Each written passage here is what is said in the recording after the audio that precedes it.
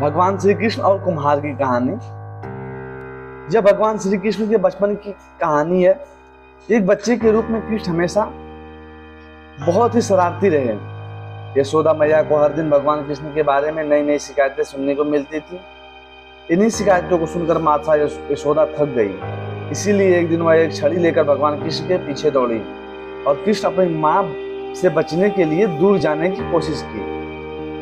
तो वह एक कुम्हार के घर चले गए। कुम्हार उस समय अपने काम में व्यस्त था, लेकिन जब कुम्हार ने भगवान को देखा तो वह बेहद खुश हुआ। और कृष्ण ने कुम्हार से कहा, कुम्हार, मेरी मैया बहुत गुस्से में है और एक छड़ी लेकर वह मुझे ढूंढ रही है।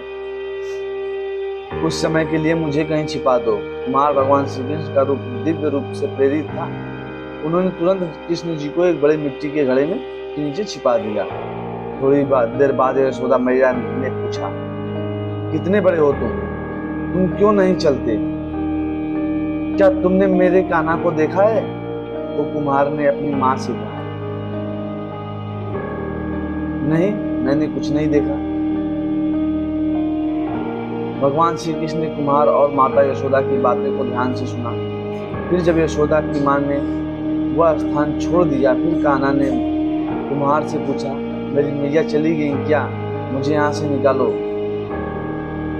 कुम्हार ने भगवान से कहा, नहीं, पहले तुम मुझे एक ऐसा वचन देना होगा कि आप मुझे 84 लाख योनियों के बंधन से मुक्त कर देंगे। कुम्हार की बातें सुनकर कान्हा जी मुस्कुराए और बोले, ठीक है कुम्हार, मैं वचन देता हूँ कि मैं तुम्हें 84 लाख योनियों के बंधन से मुक्त कर दूंगा।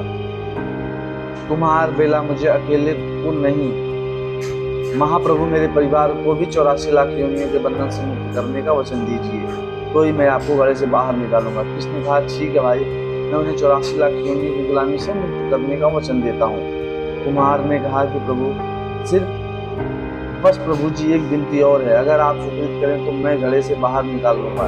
कृष्ण बोले, अब वह भी बता दो। कुम्हार ने कहा, प्रभु जी, जिस घड़े के नीचे आप छुपे हैं उस घड़े को बनाने के लिए मिट्टी मैंने बैल पर लाद कर लाई है, और मेरे उन बैलों को भी 84 लाख योनियों के बंधन से मुक्त करने का वचन दीजिए।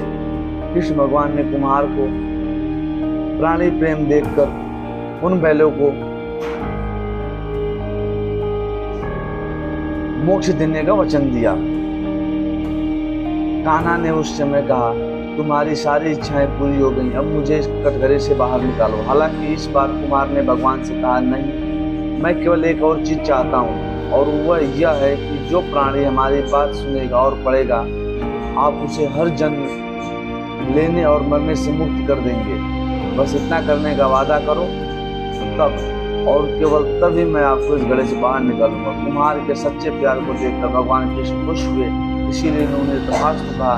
तब कुम्हार ने बालक कृष्ण को घड़े से बाहर निकाला, उसे प्रणाम करके उन्हें कृष्ण के पैर धोए और फिर उन चरण अमृत को ग्रहण करे।